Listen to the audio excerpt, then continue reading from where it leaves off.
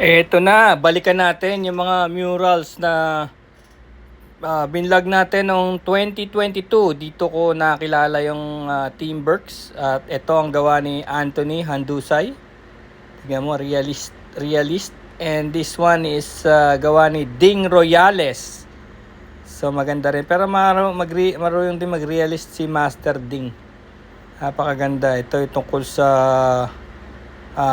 magsasaka at mangingisda at mga trabahador, mga Pilipinong hardworking.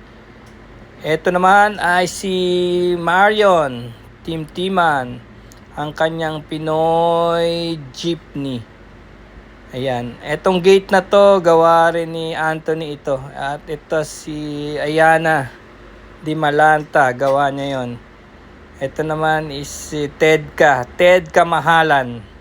Ayan, yung medyo hindi pantay yung eyes niya.